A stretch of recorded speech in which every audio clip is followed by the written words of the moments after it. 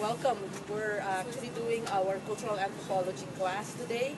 And if you're watching this, then you're probably getting ready to go to the Harvard Peabody Museum of Ethnology and Archaeology. So you know you're in the right place when you actually see the name on the door, and it will actually say above, it will say 11 Divinity Avenue.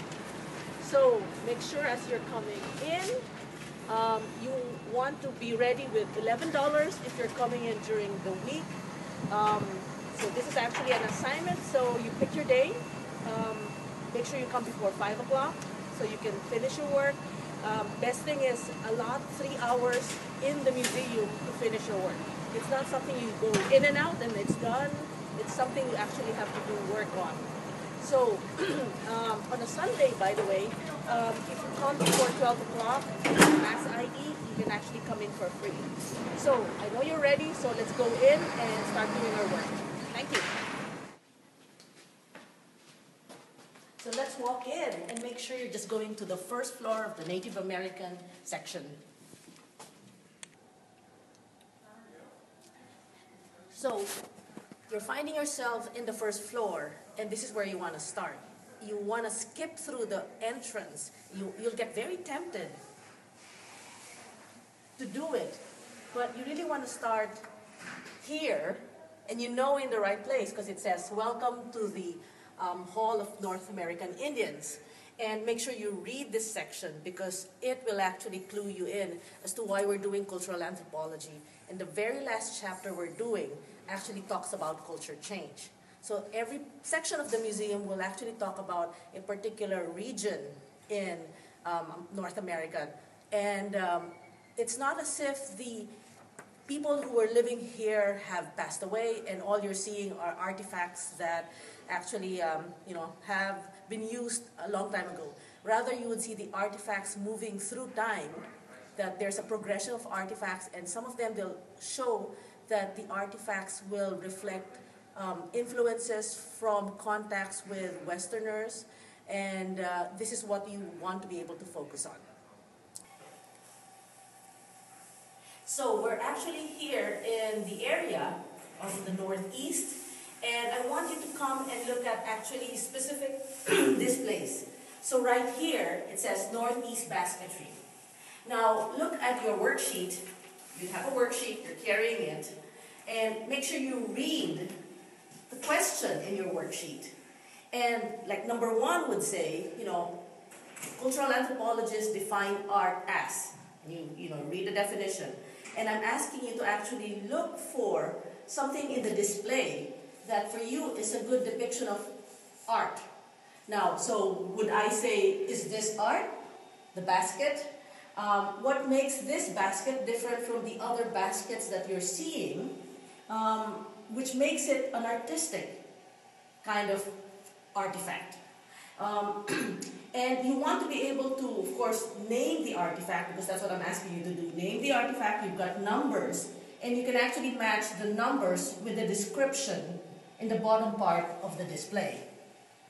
So make sure, if you're going to say, I like number 9, and I think it's a good example of artwork, then tell me what number 9 would be. Tell me the name of the tribe or the group that actually this artifact came from, and explain why you think it's, as you said, it's an artwork. So that's how we're going to progress through, again, each of the sections, and as you move through the different numbers. At this point, I guess I have to tell you, and if you haven't read the worksheet before coming here, there are 4 numbers that you have to answer. So we're just really in number 1 right now. So you need to stop in this particular section, which actually says the Kachina cult. Now why? Because this is number 2 question. So one of our topics is religion. And in discussing religion, I want you to be able to explore and apply it to the things we are actually seeing here. So one is, what is the cult? What is the Kachina cult? And you've got a description, so you might as well, take time, read it. Some people actually take pictures so that they take it home and actually do it more carefully rather than, write down notes. And it's not just what is this religion about? I want you to continue on as you move around And you're going to see another diorama of how the rituals are performed. So you're seeing the artifact, now you're going to see a diorama with how it's actually done. And so take time to look at it. And then read again the description. And one of the maybe most striking things that you're going to find is that, in the performance of the ritual, one of the things that are actually given out is, you can't really find them right in the diorama itself. It's hard to probably catch it. But again, if you move around past the diorama, you're going to see a whole group of dolls. And for me, this is my favorite portion, because then you're going to see, what are these dolls? Are these dolls? Are they supposed to be pretty like Barbie dolls, or I'm not sure, Cabbage Patch dolls? So look at the different kinds of dolls, and then you can only understand why the dolls are here relative to the ritual if you are trying to piece together the whole display. So I'm going to ask you to specifically pick a doll that you think you find interesting, and pick the number, read about it, and I'm basically trying to find out why your attention was caught by that particular doll, and then again bring it back to the context of your own life. This something that resonates with you. Did you get a doll when you were a child? Why give a doll to a child?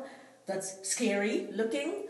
So you ask these questions, and then you can only best answer those connections by relating it back to the ritual that you've just actually read about and viewed in terms of the diorama.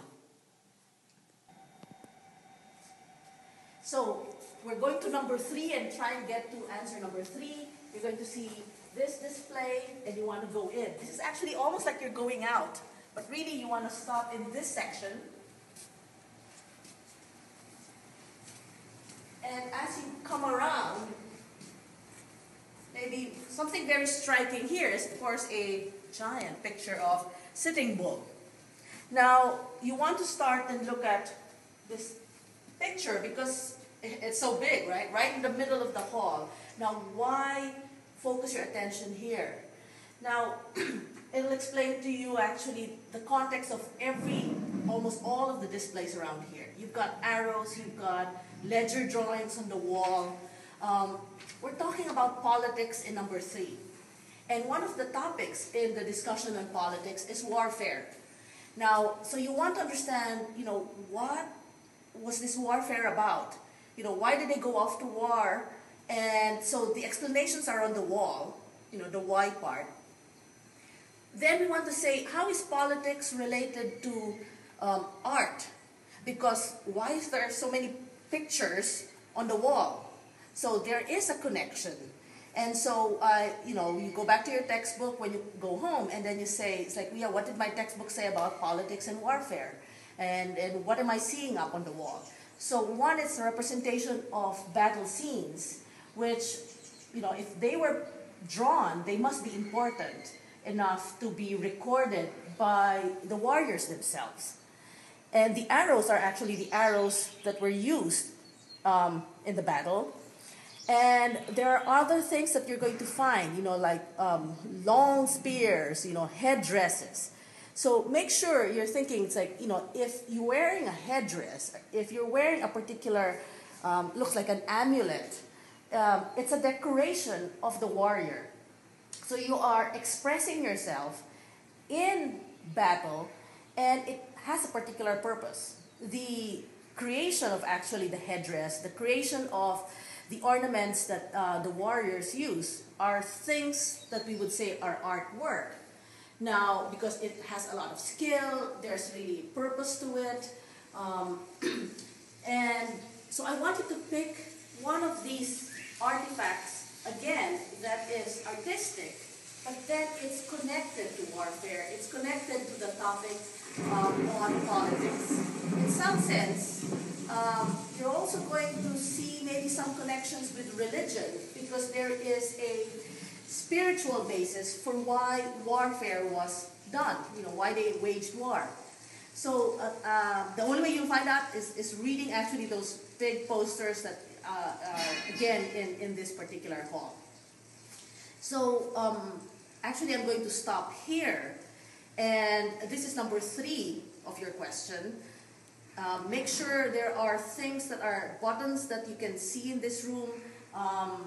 Press them, you're going to hear some music. I'm not sure if you're going to, if the videos are working, but if they are, go watch the videos. There are lots of pictures and shows of the blue horse. What is the blue horse? Why blue horses? Blue horses are depicted in a lot of the paintings. So I'm encouraging you to take your time and really enjoy the museum, learn from the exhibit, and before you finish, you actually have number 4. Now, if you go, what do I do with number 4? It's almost like a way for you to think through and say, the title of the exhibit was something about culture change. So, pick a series of artifacts in one section that actually reflects the change. Whether it's basketry, whether it's pottery, maybe the different tools that you see and how they change. There are many sections here, but you really are just going to focus on the first floor. So don't go up in the second floor until you're finished with your assignment, but if you're here and you've got time, I'm inviting you. There's many more to the museum. There's a 3rd, 4th floor. You can go to the next museum as well. So thank you for actually coming to this particular museum and hopefully finishing this assignment. So I look forward to reading your work. Thank you.